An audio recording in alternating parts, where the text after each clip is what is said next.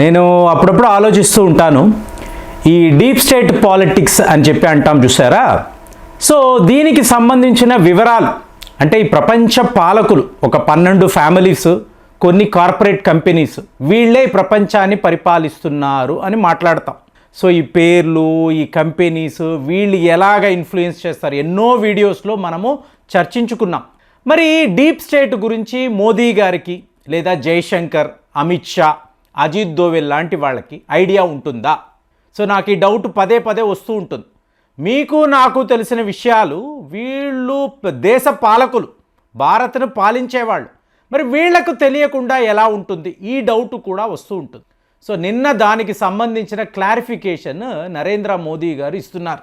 ఆయన ఏమంటున్నారంటే 2014 నుంచి కూడా నేను ఈ భారతదేశాన్ని పరిపాలిస్తున్నాను, అంటే ప్రధానమంత్రిగా ఉన్నాను. ఎప్పుడూ కూడా అంటే పార్లమెంట్ సెషన్ అన్నప్పుడు ఏదో ఒక రకంగా ఈ ఫారిన్ ఇంటర్ఫిరెన్స్ అనేది ఉంటుంది, ఫారిన్ డిస్టర్బెన్స్. మీకు ఇది ఫార్మర్స్ లా అనండి, లేదా హిండెన్బర్గ్కి సంబంధించిన ఇష్యూ, అంటే అదానీని టార్గెట్ చేసి అలా ప్రభుత్వాన్ని టార్గెట్ చేయడం. మళ్ళీ మీకు నేషనల్ రిజిస్టర్ ఆఫ్ సిటిజన్స్, మీకు అలాగే సిటిజన్షిప్ అమెండ్మెంట్ యాక్ట్, ఏదో ఒక ఇష్యూ ఇలా తీసుకొస్తూనే ఉంటారు. ఎవరు ఈ పనులు చేస్తారు అంటే విదేశీయులు, అంటే ఫారిన్ డిస్టర్బెన్సెస్ ఎప్పుడు ఉంటుంది. కానీ ఫర్ ద ఫస్ట్ టైం ఈ పార్లమెంట్ సెషన్లో అలాంటి సమస్య నాకు రాలేదు. మీడియాతో చెప్తున్నారు, ట్రోల్ చేస్తున్నారు. అంటే ఫారినర్స్ అంటే ఇమీడియట్గా మనము రాహుల్ గాంధీ గారు, సోనియా గాంధీ గారు, వీళ్ళకి సపోర్టుగా ఉండే జార్జ్ సోరోస్, ఆ వర్గం. ఇప్పుడు మీరు అరవింద్ కేజ్రీవాల్ గారు అన్నారు అనుకోండి, మీకు ఫోర్డ్ ఫౌండేషన్ ఏం చెప్తే అదే ఈయన చెయ్యాలి. ఢిల్లీలో పలానా వాడిని అపాయింట్ చేయండి అని ఫోర్డ్ వాళ్ళు చెప్పినట్టే, ఒకవేళ వీళ్ళు అపాయింట్ చేయాలంటే వాళ్ళ పర్మిషన్ తీసుకోవాలి. అంటే పూర్తిగా మీకు పాలకులు విదేశీయులే ఉంటారు. అలాంటిది లేదు, పార్లమెంట్ సెషన్లో ఇలాంటి ఇబ్బంది కలగలేదు అని చెప్పి స్వయంగా ఒక దేశ ప్రధానమంత్రి మాట్లాడడం, దీన్నే మనము డీప్ స్టేట్ అండర్స్టాండింగ్ అని చెప్పాలి. ఎందుకు ఈయన ఇలా చెప్తున్నారు అంటే అక్కడ అమెరికాలో ఈ డీప్ స్టేట్ అని ఏదైతే మాట్లాడుతున్నామో వాళ్ళపై ఒక కొత్త రకమైన పోరుని డొనాల్డ్ ట్రంప్ గారు మొదలుపెట్టారు. ఎందుకు? ఆయన్నే టార్గెట్ చేశారు వీళ్ళు.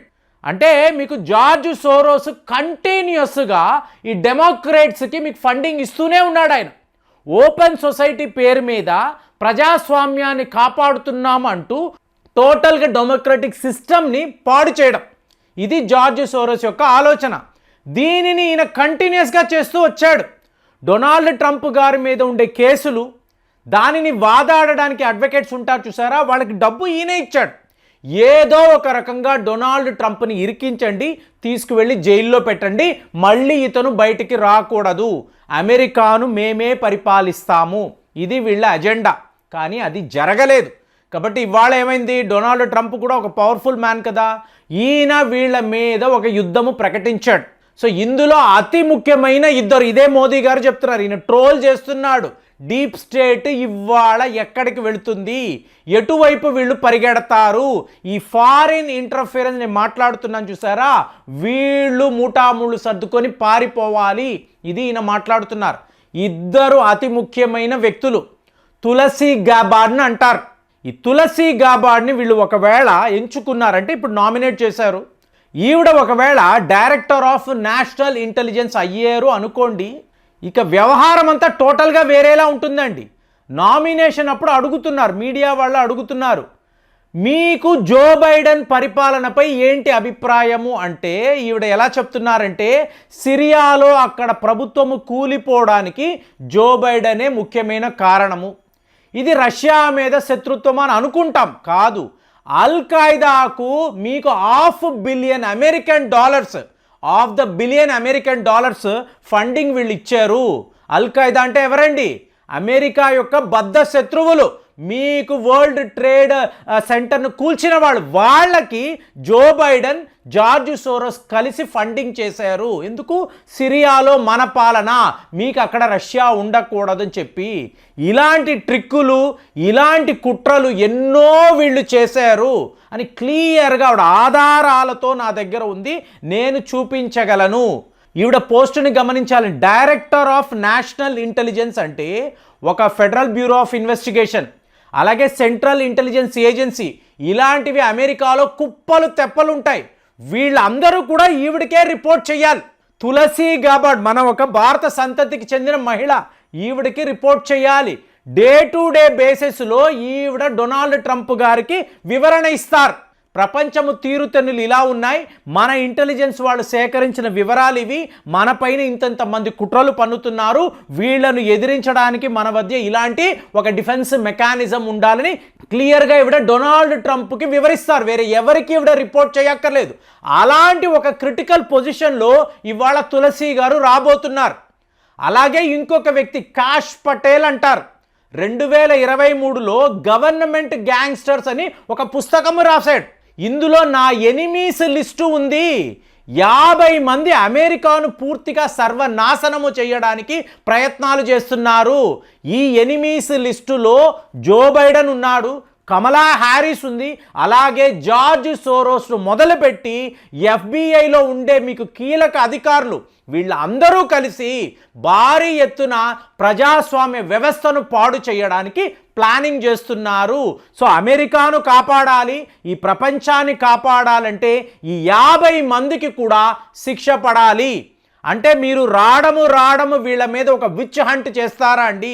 వీళ్ళను ఎంచుకొని వీళ్ళని శిక్షిస్తారా అంటే అబ్బేబెబ్బే నేను అలాంటిది ఏమీ చెయ్యనండి. As per rules, as per policies ఎవరైతే అమెరికాకు నష్టాన్ని కలిగించారో వాళ్ళ మీద చర్యలు తీసుకోవాలి కదా అంటే ఆల్రెడీ మీరు వార్తలు చదవచ్చు. డొనాల్డ్ ట్రంప్ గారు మీకు ఈ ఫెడరల్ బ్యూరో ఆఫ్ ఇన్వెస్టిగేషన్ అధికారులకు చెప్తున్నారు, ముందు మీరు రిజైన్ చేయండి. మీరు పరమ చెత్త పనులు చేశారు, మీరు మాకు అక్కర్లేదు.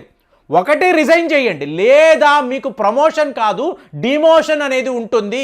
ఇక మీదట జన్మలో మీకు ప్రమోషన్ రాదు, మీరు ఉద్యోగం చేయడమే వేస్ట్ అని క్లియర్గా వీళ్ళందరికీ నోటీసులు పంపించేశారు. అంటే ఏంటి, మీకు జో బైడెన్, కమలా హ్యారిస్, ఈ FBI అధికారులు వీళ్ళందరూ కూడా కలిసి జార్జ్ సోరోస్ యొక్క స్కీమ్, అతని యొక్క ప్లాన్ ఏది ఉందో దాని ప్రకారమే నడుచుకున్నారు.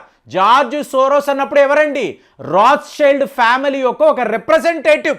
అలాంటి వ్యక్తి ఇవాళ అమెరికాను పరిపాలించాడు. అందుకే వెళ్ళిపోతూ జార్జ్ సోరోస్కి వీళ్ళు ఒక అవార్డు కూడా ఇచ్చారు.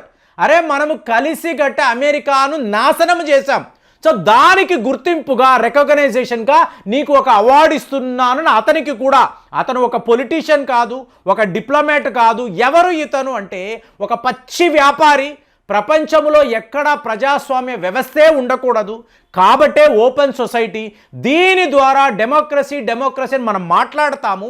ఎక్కడా కూడా డెమోక్రసీ లేకుండా చెయ్యాలి, మన పగ తీర్చుకోవాలి అని చెప్పి అతను ఆఖరికి బంగ్లాదేశ్లో కూడా ఇదే పనే చేశాడు. ప్రజలు ఎంచుకున్న ప్రభుత్వాన్ని టోటల్గా తీసివేసి తమకు అనుకూలమైన వాళ్ళని వీళ్ళు అపాయింట్ చేసుకున్నారు. భారత్ను ఒక హిందూ నేషనల్ స్టేట్గా చెప్పి మన మీద కూడా ఎన్నో కుట్రలు, ట్రంపే ఇందులో విక్టిమ్, ఎన్నో హత్యా ప్రయత్నాలు. ఇవాళ కూడా నేను బతికి ఉన్నానంటే అర్థం ఏంటి?